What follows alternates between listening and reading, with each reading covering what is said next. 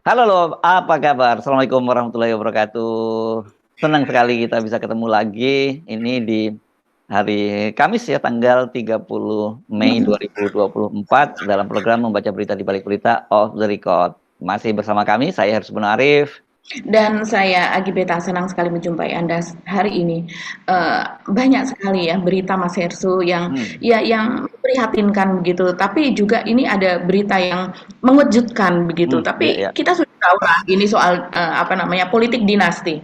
ya, ya, ya, betul. Nah, saya kira ini menarik ya karena peristiwa saya kira betul-betul grace hari ini ya, Mbak. Infonya hari ini bahkan kita sebut gambarannya itu baru siang ini karena tadi pagi sebenarnya saya juga sudah menyiapkan sebuah konten ini tentang saya tadinya cuma menduga-duga bahwa Kaisang ini akan menjadi wakil gubernur dengan cara mungkin undang-undangnya diubah di Mahkamah Konstitusi kan begitu ya Mbak Agi kan ini sekarang ini muncul kan rame bahwa dipasangkan antara Kaisang dengan menjadi wakilnya keponakannya Pak Prabowo ya Budi Satrio Djiwandono untuk menjadi pasangan gubernur dan wakil gubernur DKI Jakarta tahun 2024 ini.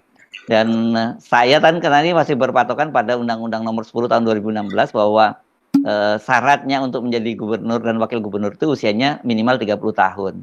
Nah, saya Betul. lihat kan usianya Kaisang itu ini nanti belum tanggal 27 November itu belum memenuhi Mhm. syarat untuk usia 30 karena dia kelahiran 25 Desember Mbak Agi. 1994. Jadi kurang beberapa bulan dia kalau dia daftar menjadi calon wakil gubernur gitu ya. Tapi ternyata siang ini tadi kan kita kemudian membaca berita-berita yang muncul di berbagai media online. Ternyata yang disebutnya, nah ini menariknya, ternyata PKPU-nya itu sudah dibatalkan oleh Mahkamah Agung. Jadi bukan MK nih Mbak Agi ya, Mahkamah Agung membatalkan PKPU tentang batas usia calon gubernur dan wakil gubernur, bupati dan wakil bupati dan wali kota dan wakil wali kota ya. Usianya katanya sebelum pelantikan diubahnya. Jadi kalau sebelumnya disebutkan bahwa pada syaratnya 30 tahun tapi ini boleh kalau ketika dilantik menjelang pelantikan itu usianya udah 30. Lah Gibran udah Kaisang berarti Ya. akan usianya udah 30 tahun kalau setelah pemilihan kan kita nggak tahu setelah pilkada tanggal 27 November kapan pelantikannya kan begitu ya Mbak ya.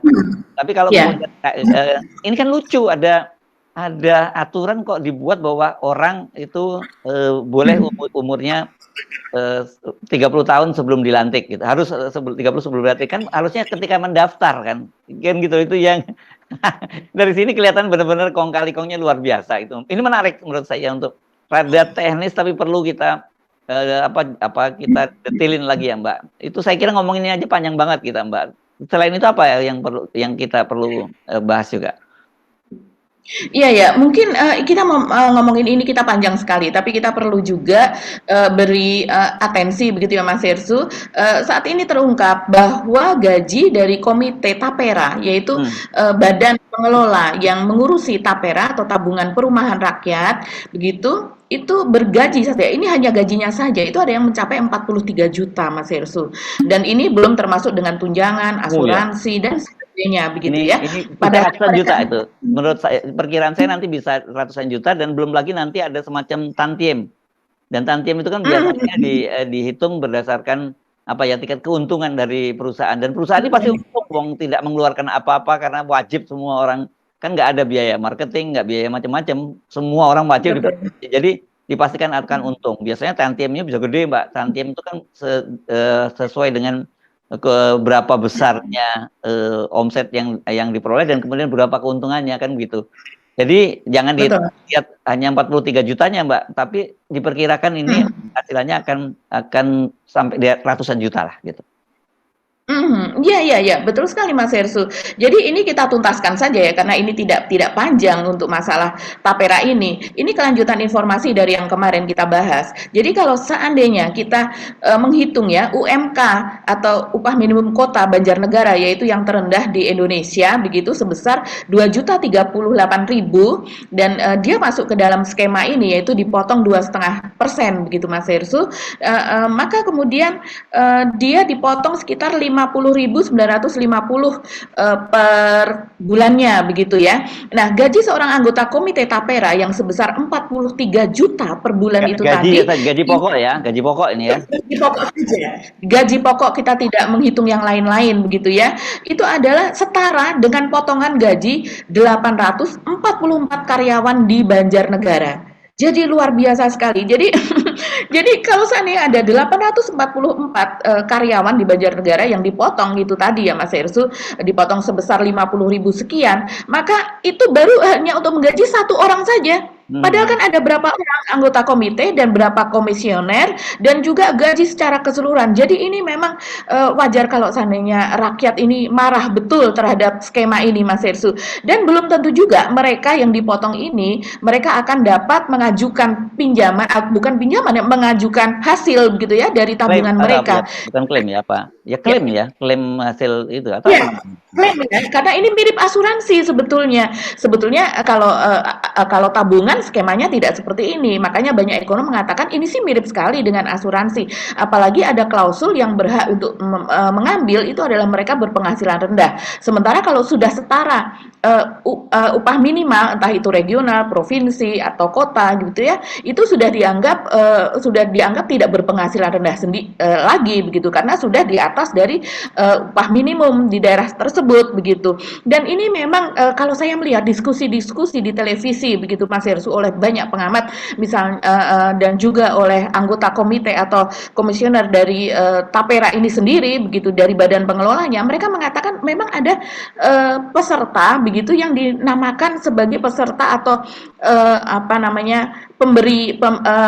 pemberi atau iuran itu yang mulia lah istilahnya begitu. Jadi dia disebut mulia. Kenapa mulia? Karena dia akan memberikan tabungan ini, tapi dia tidak memiliki kesempatan untuk mengambil itu. Misalnya mereka yang sudah memiliki rumah, begitu. Jadi dianggap perbuatannya itu mulia, begitu. Saya sendiri sampai terakhir mulianya karena baik gaji dia gede banget begitu ya. Iya, mulianya karena dia memberikan bersedia untuk dipotong gajinya, tapi dia sendiri tidak memiliki kesempatan untuk mengambil tabungan itu sebagai bagian dari haknya dia. Jadi dia hanya memberikan semacam subsidi kepada mereka yang berpenghasilan rendah atau masyarakat berpenghasilan rendah. Itu dianggap sebagai hal yang mulia begitu Mas Hersu. Jadi ini memang skema ini masih banyak sekali pertanyaan, apalagi menyangkut kalau seandainya ini adalah untuk sama sekali tidak ada subsidi pemerintah di situ dan ini hanya mengandalkan mereka yang dipotong gajinya, tapi kemudian kepada para komisioner, kepada anggota komite itu kemudian diberikan gaji yang setinggi itu seperti halnya gaji di BUMN. Ini benar-benar kalau saya melihat sih ini suatu bentuk kezoliman gitu ya Mas Hersu. Apalagi posisi komite itu diisi beberapa pejabat negara ex officio menteri, misalnya Menteri Keuangan Sri Mulyani sampai Pak Menteri PUPR Basuki Hadi Mulyono, kemudian anggota komite itu adalah Menteri Tenaga Kerja Ida Fauzia, anggota komisioner OJK Frederika Widyasari, dan sebagian lagi diisi oleh profesional. Dan kalau kita melihat cuplikan dari wawancara kepada Pak Basuki Hadi Mulyono begitu ya Pak Menteri PUPR ini yang menjadi bagian dari BP Tapera ini mengejutkan Mas Hersu, dan itu cuplikannya betul-betul viral ketika ditanyakan kepada Pak Basuki bagaimana skema soal PUPR ini dan ditanyakan apakah orang yang sudah memiliki rumah apakah mereka juga harus membayar Pak begitu, dan dia mengatakan ya saya masih belum jelas begitu, nanti kita tanyakan lagi ya. Jadi dia pun belum begitu paham gitu, padahal dia di sini menjadi ex officio yang termasuk kalau berdasarkan gaji Tapera yang mencapai 43 juta sebulan itu, ini sungguh-sungguh aneh Mas Hersu begitu. Ya, kalau saya lebih keras nggak dipanggil yang mulia oleh para komisioner dan komitenya Tapera. Kalau duit saya harus dipotong setiap bulan dan selama berapa puluh tahun gitu ya Mbak. Tapi kan kalau saya kan sudah melampaui 58, apakah juga jadi ya memang nggak memenuhi syarat untuk sebagai Tapera begitu. Tapi saya kira pasti banyak yang mikir begitu. Emang nggak pasti ada, kalau orang Jawa kan ngomong gua nggak dipanggil yang mulia juga nggak paten gitu ya. Karena ternyata banyak orang yang dipanggil yang mulia seperti di Mahkamah Konstitusi ternyata perilakunya nggak mulia-mulia kan gitu, karena kalau kena kena sanksi dari MK kan berarti nggak mulia anunya, Mbak, Iya. apanya, perilakunya, kan gitu. Iya, daripada menjadi peserta tapera yang mulia, ya nggak jadi peserta juga nggak apa-apa Nggak kok, apa-apa, begitu nggak kan. Kita PTN, masih gitu ya. banyak banyak ladang mulia yang lain yang kita bisa Eh, sedekahkan begitu ya. Ya, oke, kita ngomongin sekarang fokus ke soal Kaisang ya. Saya kira ini Mhm, jelas ini adalah rute yang sama gitu, yang akan diambil ya. oleh Kaisang ini rutenya Gibran begitu. Hanya saja pintu masuknya itu tidak lewat Mahkamah Mhm, Konstitusi, tapi lewat Mahkamah Agung. Ini saya sempat kecolongan karena tadi pagi saya ketika bikin kontennya itu saya lihat kan ini sebenarnya bertentangan dengan Undang-Undang Nomor 10 Tahun 2016 yang merupakan ya. perubahan dari undang-undang sebelumnya begitu. Dalam pasal 7 Mhm, ayat huruf huruf E, pasal 7 ya ayat 2 huruf E-nya mhm, itu ada ketentuan yang menyatakan mhm, bahwa usia seorang calon gubernur, calon wakil gubernur itu 30 tahun, Mbak. Kan gitu. Jadi mhm, saya bilang, ini kalau cuma ada syarat seperti itu, dan media juga menyebutnya ini bisa jadi handicap bagi Kaisang. Saya bilang enggak lah, itu enggak akan mhm, jadi kayak handicap karena ada Mahkamah Konstitusi kan. Kan gitu saya sebutnya mhm, begitu kan, dan itu persis seperti rutenya rutenya apa rutenya Gibran ketika dia menjadi calon wakil presiden kan juga usianya belum cukup 40 tahun juga gitu. Jadi itu soal itu pasti akan mhm, selesai gitu. Tapi ternyata saya lebih kaget lagi mhm. ketika siang harinya muncul berita itu, ternyata itu sudah diputus oleh Mahkamah Agung. Ya, nah ini bukan Bet Mahkamah Konstitusi, oleh Mahkamah Agung yang katanya tapi di situ soal yang mengajukan Partai Garuda nih, Mbak. Partai Garuda ini iya, ketuanya adiknya dari pimpinan mhm, di Gerindra ya, Reza Patria, Ahmad Reza iya, Patria yang pernah menjadi wakil gubernur DKI Jakarta gitu. Di situ yang mhm, mereka gugat itu PKPU-nya, Mbak Agi. Dan kemudian iya, oleh Hakim Mahkamah Agung yang dibatalkan itu PKPU-nya karena dianggap bertentangan dengan undang-undang. Nah, undang-undang yang mana? mhm, Undang-Undang Nomor 1 Tahun 2016 kan berkaitan dengan itu. Nah, itu yang saya bingung. Saya kira ini menarik jadi diskusi ya nanti. Dan kemudian yang mhm, bikin saya bingung lagi adalah usia 30 tahun itu sebelum pelantikan. Ini aneh mhm, banget, ada aturan kok bahwa jadi orang itu boleh mendaftar ketika sebelum 30 tahun. Jadi ketika dia mau mendaftar mhm, jadi calon wakil gubernur dan gubernur begitu, sebelum 30 tahun nggak mhm, apa-apa, tapi asal nanti kamu ketika mau dilantik umur kamu udah 30 tahun ya. Ini kan lucu banget ini kan, dan kita nggak tahu sebenarnya kapan usia kapan orang dilantik itu kan tidak tahu, kalau biasanya berapa bulan gitu setelah dilantik. Tapi kalau kita lihat mhm, ini logikanya kan Kaisang tuh lahir tanggal 25 Desember tahun 1994 gitu ya Mbak Agi. Artinya pada saat betul, pelaksanaan nanti pilkada serentak tanggal 27 November itu dia belum berusia 30 tahun. Jadi kurang berapa ya? Kurang 28 hari gitu usianya dia untuk iya, 30 tahun. Kan begitu Mbak Agi. mhm, Tapi dengan aturan yang mhm, baru ini dia boleh mendaftar dengan syarat nanti mhm, waktu mau dilantik usianya sudah 30 tahun. Ya memang Desember kan udah pasti sebelum dilantik. Mungkin nggak Desember kan, kalau November di pemilihan pelantikannya tidak mungkin November kan, ada sengketa mhm, nanti di Mahkamah Konstitusi iya, tentang hasil pilkada dan sebagainya. mhm, Itu harus diselesaikan mhm, dalam waktu sebelum 60 hari kan biasanya seperti itu. Ya berarti Gibran sudah lolos begitu. Ini kok ada aturan yang dibuat hanya khusus untuk Gibran kan gitu kan, boleh kita sebut seperti itu. iya, jadi saya khawatir Mas Herssu bahwa ini dan juga netizen saya lihat juga khawatir bahwa nanti akan muncul lagi anak haram mahkamah begitu ya. Kalau selama ini anak haram konstitusi, maka ini bisa menjadi anak haram mahkamah karena banyak sekali juga pertanyaan. Nah, ada Eh, Mahkamah Agung dong PKPU, lengkapnya ya. Karena ada Mahkamah Agung. iya, iya betul, Mahkamah Agung gitu ya. Karena, memang, berdasarkan undang-undang itu kan ada aturan batasan mengenai usia dan kemudian PKPU atau peraturan KPU itu adalah turunan dari Ya. undang-undang, jadi merupakan adaptasi. Tapi kenapa bisa, Mahkamah Agung itu memerintahkan untuk mencabut aturan batas usia calon kepala daerah tersebut, begitu.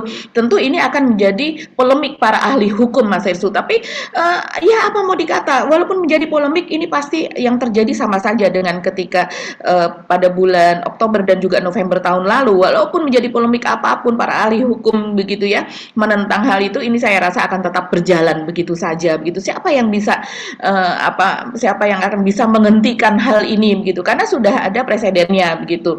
Dan yang apa kita kemarin Mas Ersu ada unggahan begitu kan, dan unggahan itu cukup ramai ya karena diunggah oleh Raffi Ahmad dan juga oleh Sufmi Dasko, yaitu ketua harian dari Gerindra. Jika pada satu pekan sebelumnya, yaitu pekan lalu, Sufmi Dasko ini mengunggah gambar dari Budi Satrio Jiwandono beserta dengan Raffi Ahmad. Jadi memang ketika itu Raffi hendak dipasangkan dengan Budi Satrio. Budi Satrio menjadi calon gubernur Jakarta dan kemudian Raffi menjadi calon wakil gubernurnya. Dan ini santer sekali Mas Hersu, banyak sekali anak muda buzzer begitu ya mengendorse soal ini gitu. Dan kemudian Raffi juga pada sebuah podcast yaitu salah satunya di Kumparan kan juga mengatakan bahwa dia diundang begitu oleh diundang oleh Pak Prabowo, begitu ditawari untuk berbincang dengan Pak Prabowo dan kemudian berbicara selama hampir 2 jam dan kemudian dia tertarik begitu untuk terus mendukung Pak Prabowo begitu dan semua ke politiknya begitu. Tapi pada hari Rabu kemarin, yaitu pada tanggal 29 Mei 2024, itu muncul unggahan dari kedua akun yaitu Raffi Ahmad maupun Sufmi Dasko begitu, yang dimana sama itu, yaitu berupa poster dari Budi Satrio Jiwandono dan juga Kaisang Pangarep, yang dimana kita bisa melihat kemudian ada di situ support begitu ya dari Raffi Ahmad maupun dari Sufmi Dasko, yaitu bahwa Budi Satrio akan menjadi cagup dan juga Kaisang akan menjadi cawagup begitu. Jadi ini bukan Raffi Ahmad lagi ya, bukan ya? Bukan Raffi Ahmad lagi, dan itu pada tanggal 29 Mei. Dan banyak sekali Mas Hersu yang mengomentari, terutama pada akunnya Sufmi Dasko, yaitu yang mengatakan bahwa Anda ini kan seorang ahli hukum begitu ya. Masa Anda tidak tahu bahwa usia minimal untuk menjadi pimpinan setingkat provinsi, pimpinan daerah setingkat provinsi itu minimal usianya harus 30 tahun begitu. Dan Kaisang itu usianya jelas pada saat pendaftaran atau pada saat nanti pilkada 27 November usianya belum mencukupi begitu. Nah, banyak sekali masa itu, yaitu komentar di akun Raffi sendiri itu sampai dengan siang tadi ada 25.000 komentar dan kemudian like-nya ada 385.000. Sementara di akunnya Dasko itu ada sekitar 2.500 komen yang biasanya tidak sebanyak itu ya, dan kemudian like-nya ada 25.000. Nah, ini mereka kalau yang ada di Dasko mempertanyakan itu tadinya. Nah, sekarang ternyata ada kemungkinan wajar untuk diduga kenapa mereka mengeluarkan poster ini adalah karena memang putusan dari Mahkamah Agung soal penghapusan pasal atau mencabut pasal di dalam PKPU tersebut ternyata keluar pada tanggal 29 Mei kemarin begitu. Hanya saja kemarin belum ada beritanya, belum ada banyak yang mengetahui. Mereka baru sudah tahu ya, mereka sudah tahu semua ya Mbak ya. Ya. Iya, kita duga demikian gitu ya. Banyak menduga demikian. Oh, ternyata unggahan ini dilakukan karena mereka sudah tahu bahwa ada putusan Mahkamah Agung yang seperti itu begitu, bahwa usia Kaisang tidak menjadi masalah lagi begitu. Karena yang sebelumnya harus berusia 30 tahun ya pada saat pilkada itu dilakukan atau pada saat pendaftaran begitu. Nah, ternyata ini pada saat pelantikan. Sementara sampai saat ini kalau kita menelusur pernyataan dari Menteri Dalam Negeri Pak Tito Karnavian belum menetapkan begitu ya nanti pelantikannya itu tanggal berapa begitu tahapan-tahapannya. Karena seperti dikatakan Mas Hersu, sesudah pilkada 27 November nanti akan ada sidang sengketa begitu ya di Mahkamah Konstitusi lagi seperti halnya kemarin pada saat Pilpres, dan setelah itu baru kemudian ada penetapan lagi oleh KPU dan baru kemudian dilakukan pelantikan. Jadi sudah jelas tidak mungkin dari 27 November kemudian ke 25 Desember pada saat ulang tahun Kaisang itu sebelum 25 Desember akan ada pelantikan, sudah pasti tidak akan terjadi secepat itu. Bisa diduga bahwa pelantikan itu akan terjadi antara bulan Januari sampai dengan bulan Maret pada tahun berikutnya begitu Mas Hersu. Iya, iya. Nah, itu dia yang saya kira kemudian saya geleng-geleng kepala kok ada. Ya kita bisa menduga bahwa undang-undang ini memang betul-betul ini khusus disiapkan untuk Kaisang begitu ya, bukan undang-undang, yang putusan Mahkamah Agung itu betul-betul disiapkan untuk Kaisang begitu kan, karena siapa lagi yang punya kepentingan itu kalau bukan Kaisang sekarang ini kan. Eh, Betul. jadi begini, yang saya agak bingung nih, yang nanti perlu saya kira para ahli hukum juga menjelaskan, kan yang dibatalkan oleh Mahkamah Agung itu adalah PKPU-nya. Ya Mbak ya, yang katanya bertentangan dengan Undang-Undang Nomor 10 Tahun 2016. Tetapi saya membaca bunyi pasal di dalam Mhm, Undang-Undang Nomor 10 Tahun 2016 itu, seperti saya sebutkan tadi, dalam pasal 7 mhm, ayat 2 huruf E itu Mbak Agi, ada bahwa disebutkan tadi berusia paling rendah 30 tahun untuk calon gubernur dan calon wakil gubernur, serta 25 tahun untuk calon bupati dan calon wakil mhm, bupati, serta calon wali kota dan calon wakil wali kota. Jadi yang mana yang dibatal, mhm. yang dibatalkan jelas PKPU-nya. Tetapi bunyi undang-undangnya seperti itu yang saya kira saya jadi bingung kan, ya, harusnya yang dibatalkan undang-undangnya, bukan bukan PKPU-nya. Sementara tadi disebutkan bahwa PKPU-nya bertentangan dengan bunyi undang-undang kan gitu Mbak Aki. Iya iya. Dan, kalau seandainya mau dibawa, kapan didaftarkan gugatan tersebut? Tapi ternyata, gugatan itu tidak didaftarkan di MK. Jadi saya rasa memang ada hitung-hitungan politik ya. Siapa yang akan meloloskan ini untuk menganulir undang-undang tersebut gitu, atau mengubah pasal di dalam undang-undang tersebut di MK. Sementara, kita tahu, Paman Gibran atau Paman Kaisang itu sudah tidak lagi menjabat sebagai ketua MK begitu kan. Kita bisa melihatnya seperti itu, Pak Anwar Usman itu sudah apa namanya, sudah menjadi anggota saja begitu. Dan kalaupun ada gugatan soal undang-undangnya dan kemudian Pak Anwar Usman walaupun hanya menjadi anggota yang ikut memutuskan, orang pasti akan ribut Mas Hersu, akan apa namanya, makin tidak percaya dan apa namanya, akan bergolak begitu ya situasinya. Nah makanya, dan ini juga kita tidak tahu juga ya, kecolongan juga di apa, gugatan di Mahkamah Agung ini, karena tidak menduga biasanya untuk undang-undang ini kan memang di MK, tapi ternyata gugatannya di Mahkamah Agung dan tidak mengutak-utik soal undang-undangnya, tapi soal peraturan di KPU atau PKPU tersebut. Nah, sekarang kalau PKPU-nya disuruh dicabut begitu ya, artinya PKPU tidak mengadaptasi undang-undangnya begitu. Padahal Ya, apa, kedudukan dari undang-undang kan di atasnya PKPU begitu Mas Hersu. ya itu dia yang makanya saya kira gini, kalau saya menduga sebenarnya kalau toh katakanlah Anwar Usman tidak, kan pasti ini nanti ada konflik of interest gitu ya. Makanya Anwar Usman tidak boleh ikut menyidangkan kalau ada gugatan tentang batas usia calon calon gubernur dan calon wakil gubernur ini. Dan kelihatannya terlalu mencolok banget juga gitu. Walaupun sebenarnya kita bisa menghitung kalau toh dipaksakan di Mahkamah Konstitusi tetap akan menang, karena seperti kemarin juga meskipun tinggal 8, kan kemudian dalam sengketa Pilpres yang dissenting ada 3 gitu, yang menangkan 5 orang, jadi tetap menang. Tapi mungkin terlalu mencolok sekali gitu, dan keterlaluan. Betul. Itu kan seperti lebih berarti Mahkamah Konstitusi lebih dungu dari keledai karena terperosok di lubang yang sama kan gitu.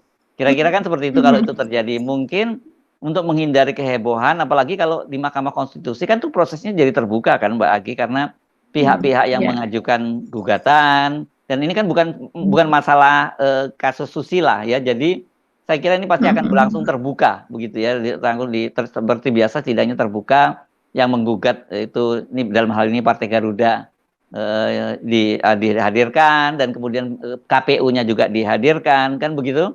Dan kalau undang-undangnya digugat kan wakil pemerintah yang akan dihadirkan, wakil DPR juga akan dihadirkan. Prosesnya panjang dan terbuka, dan pasti orang udah ribut duluan. Tapi kalau di Mahkamah Agung kelihatan kan silent, apalagi yang digugat tadi PKPU-nya gitu. Nah, saya kira ini perlu penjelasan dari ahli hukum. Kalau saya membaca pasalnya seperti itu, pasal undang-undangnya tetap. Jadi kalau pasal undang-undangnya tetap, walaupun aturan KPU-nya dicabut, kan undang-undangnya tetap berlaku gitu loh. Itu yang saya kira ini masih jadi Betul. perdebatan panjang Mbak Agi. Dan aman kan di Mahkamah Agung, tidak ada rame-rame seperti Mahkamah Konstitusi. Tapi sekali lagi ini udah desain yang sangat jelas bahwa ini memang karpet merah yang disiapkan untuk Kaisang sebagai bagian dari dinasti Pak Jokowi, karena Gibran sudah dapat posisi sebagai wakil presiden, Bobi sudah dapat tiket bahkan penugasan dari Golkar untuk maju ke Pilkada Sumut. Kan yang belum ada Kaisang gitu. Kalau semula Kaisang disebut dia mau dicalonkan di tadinya Depok, kemudian pindah Bekasi, dan sekarang ini lagi rame di Surabaya, kan terlalu rendah itu jabatan apa di kota gitu ya mungkin ya, dan saya anggap itu bagian dari skenario untuk mengaburkan tujuan sesungguhnya bahwa yang diincar itu adalah Jakarta, karena Jakarta ini ingat loh nanti akan jadi bagian dari aglomerasi kan ini kan, dan ini kan jadi penting banget Jakarta. Jadi menurut saya ini memang udah skenario yang disiapkan cukup lama gitu, dan termasuk juga apa yang digugat dan kemana menggugatnya sudah cukup lama, dan sekarang ini yang jelas tinggal bagaimana skenarionya untuk memenangkan pilkada Jakarta, karena orang akan bilang Jakarta susah loh, ini daerah ini kan bagaimana daerahnya Anies orang menyebutnya begitu, atau daerah oposisi.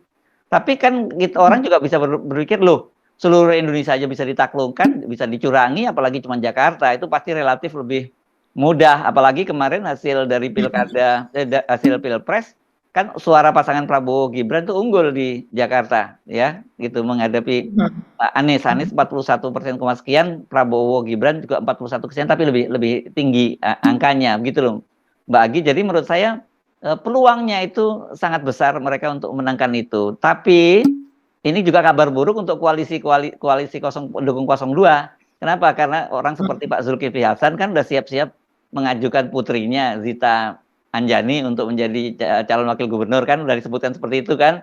Dan pasti Golkar juga punya calon sendiri. Nasdem dan PKB kan juga punya calon sendiri. Nah, pertanyaan saya juga Demokrat gitu. Kalau Demokrat kan sebelumnya mendukung Budi Satrio Djiwandono, tapi kalau sekarang berpasangan dengan Kaisang, mendukung atau tidak? Karena dengan begitu berarti tahun 2029 setidaknya itu akan ada ancaman serius buat AHY. Udah ada Gibran, ada Kaisang lagi. Mungkin Kaisang tahun 2029 mungkin ngincar gubernur Jakarta gitu.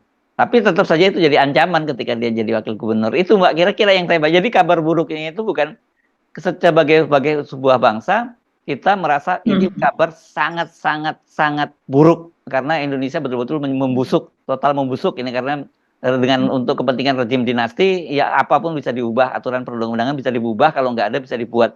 Tapi bagi para pendukung paslon 02 yang juga punya ambisi berkepentingan di Pilkada DKI Jakarta, seperti katakanlah Pak Zulkifli Hasan yang ada di yang ada di situ, yang akan mencalonkan putrinya, ya ini juga kabar buruk juga, kata dia begitu. Kalau Pak Jokowi yang mau, nah terpaksa angkat tangan nih, udah deh, lepas libat, jangan cari masalah deh, kira-kira gitu Mbak Aki. Iya ya, ya memang ini kabar buruk. Tapi seperti Mas Hersu juga sering bilang, ya ini malah kabar baik begitu kan. Semakin ada seperti ini, makin cepat membusuk begitu ya, makin cepat membusuk, makin banyak karat di dalam pemerintahan ini, makin banyak ketidakadilan, dinasti makin menggelembung seperti itu begitu. Dan tidak hanya Pak Jokowi juga yang ini membentuk dinasti, tapi juga Pak Prabowo ini membentuk dinasti begitu. Walaupun dari putra kandungnya sendiri tidak berambisi untuk masuk ke dalam politik, tapi kita bisa melihat begitu Mas Hersu, dari keponakan-keponakannya begitu, dari saudaranya begitu kan, dan ini masuk ke dalam politik semuanya begitu ya, karena gurih lah ya politik ini Mas Hersu.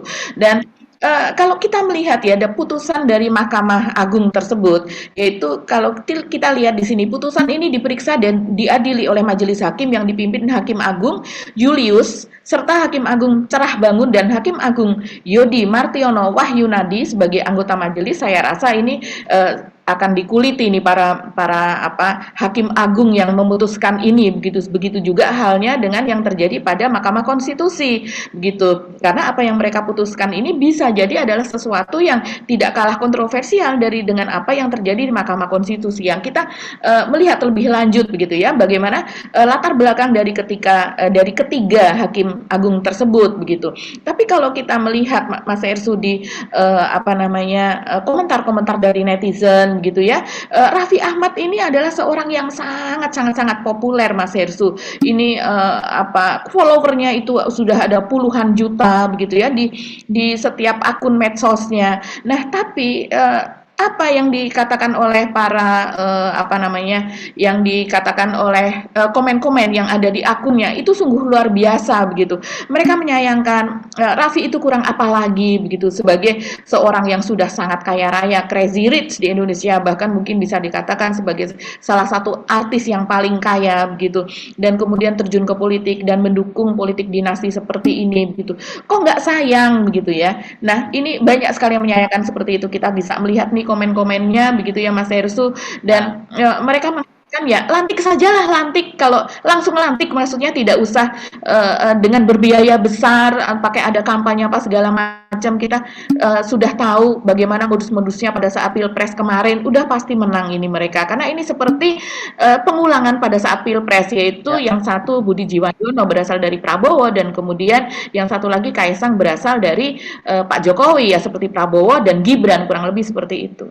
Ya, iya. Tapi mereka mungkin lupa yang komentar bahwa Kaisang itu adalah partner bisnisnya dari Raffi Ahmad di Rans Corporation. Dia kan menjadi komisaris di situ. Dan kalau komisaris kan berarti dia juga punya share dong di situ gitu kan. Jadi rasanya ya kemarin itu kalau Raffi Ahmad mungkin itu satu mungkin serius pada waktu itu, mungkin sebelum ada keputusan ini. Tapi kemudian juga kita anggap kita juga bisa melihat ya ini cuma semacam deception saja, itu pengalian isu saja, bahwa sesungguhnya target utamanya itu adalah Kaisang begitu. Ya saya sepakat bahwa kalau begitu ini putusan seperti itu, ini udah hampir pasti kan ya nggak perlu lagi ada pilkada, karena seperti saya juga sepakat bahwa Indonesia aja mereka bisa lakukan tuh itu, kok mereka bisa curang untuk memenangkan Jakarta, apalagi cuma sorry, untuk pilpres seluruh Indonesia aja bisa, apalagi cuma Jakarta gitu loh Mbak Agi. Mhm. Iya, iya, ya itulah yang ada di benak para netizen Mas Hersu. Makanya Yes. Instagram dari Raffi ini diserbu sampai ribuan ya, sampai puluhan ribu, dan komen-komennya ini luar biasa sampai bisa mencapai ribuan seperti ini begitu. Nah, Nih seperti yang agak misalnya aneh saya itu ada bacakan Mbak. saja beberapa. Ya. Terserah negara punya Jokowi dan kemudian ya Allah udah mulai lagi kembali ke masa Pak Harto, anak-anaknya semua jadi pejabat begitu. Salah Mau ini komen salah. keras Yang tapi komen Pak nyari Harto tadi pendukungnya salah, namanya Pak tantrum, Harto begitu-begitu ya. aja lah. Iya, iya, iya betul. Dia masa masa Pak Harto. Kalau Pak Harto malah nggak segininya kok, begitu Enggak, kan? Mbak Tutut Sampai itu kan 32 tahun. ya. Ya, Mbak Tutut kan di akhir masa jabatan Pak Harto, yang lain-lain enggak, bisnis iya. Tapi kalau jabatan enggak kan gitu. Kalau ini bisnis iya, jabatan juga. Kan gitu. Ya. Iya, iya Mas Hersu. Jadi silahkan penonton of the record kalau seandainya ingin menikmati komentar atau bahkan berkomen begitu ya. Jadi ini juga sudah rame juga di Twitter Mas Hersu. Saya lihat sudah mulai rame karena memang ketika kemarin ada putusan itu, dan juga apakah sebelumnya ada sidang-sidang, kita juga tidak tahu karena itu lolos begitu ya dari pemberitaan. Kalau kalau ini berupa gugatan dan kemudian putusannya pasti kan ada konsideran, ada pertimbangan apa dan sebagainya, dan pendapat ahli dan sebagainya. Tentunya ada sidang, namanya juga mahkamah begitu kan Mas Hersu. Nah, tapi bagaimana bentuk persidangannya? Siapa ahli yang didengarkan dan sebagainya? Ini lolos begitu saja, kita tidak tahu begitu. Ataukah sistem di Mahkamah Agung itu berbeda begitu ya? Tapi kalau yang sudah-sudah begitu memang ada persidangan di Mahkamah Agung. Nah, ini kapan persidangannya kita juga tidak tahu begitu. Jadi ini masih banyak sekali pertanyaan karena ini juga baru terungkap pada hari Kamis siang hari ini, setelah kemarin itu diumumkan atau diputuskan oleh Mahkamah Agung, baru siang ini terendus oleh pers gitu ya. Jadi belum banyak kita bisa menelusuri sebetulnya apa yang terjadi di dalamnya begitu Mas Hersu. Yes. Oke, jadi siap-siap ya. Dari sekarang bahwa betul-betul dinasti dari Jokowi itu secara sempurna menguasai Indonesia, gitu ya, Mbak Agi. Iya, iya, iya itu yang terjadi. Jadi kita jangan terlalu marah begitu ya, karena memang inilah yang terjadi dan Marah semua boleh Mbak, marah boleh. didukung. Ya, dan ini kita sedih ya. Kalau saya sih lebih banyak kesedihan begitu Mas Hersu, karena ini semua kan didukung juga oleh anggota-anggota DPR. Ini juga didukung oleh mereka yang selama ini menjadi, dan banyak orang-orang yang bersedia menjadi buzzer begitu kan, yang tentunya buzzer itu dibayar, sudah banyak pengakuan begitu Mas Hersu, yang tanpa mereka tahu apa yang akan terjadi ke depannya begitu. Oke, Mbak Agi, kita akhiri perbincangan kita kali ini ya. Kita mohon pamit dan kita mohon maaf Iya. lagi selalu yang kita bawakan sampai kabar itu bukan kabar bahagia. Mungkin saya kira kabar bahagia sih untuk keluarga Pak Jokowi dan para pendukungnya, tapi buat Anda yang tetap concern dengan demokrasi, ya memang, situasi Indonesia itu betul-betul makin memprihatinkan begitu. Saya banyak mendengar anak-anak muda yang mulai frustrasi, yang anggap sudah nggak ada gunanya lagi tinggal di Indonesia itu kalau sekolah susah-susah, tapi ternyata cuman, hasilnya seperti sekarang ini, gitu lagi. Iya ya, tapi begini Mas Herssu, ini, memperlihatkan bahwa memang Indonesia ini sedang susah betul ya, PHK terjadi di mana-mana, mencari pekerjaan susah, bahkan sampai presiden juga mencarikan pekerjaan untuk anak-anaknya dan Iya, menantunya. Itu iya, yang dikatakan oleh netizen begitu. iya, dan ini proses pembusukan memang terus berjalan gitu, tapi ini kok busuknya kok keterlaluan banget gitu loh. Busuknya itu dari atas ya, tapi memang begitu kan, ada giumnya seperti Cicero menyebutkan bahwa ikan itu membusuk dari kepala. Nah, karena itu tanda-tandanya ya memang karena kepalanya udah busuk, ya ikannya itu pasti akan busuk dan seluruh bangsa juga akan busuk. Itu yang terjadi realitasnya seperti ini. Oke, kita pamit ya Mbak Agi, sampai ketemu lagi. Assalamualaikum warahmatullahi wabarakatuh. Waalaikumsalam warahmatullahi wabarakatuh.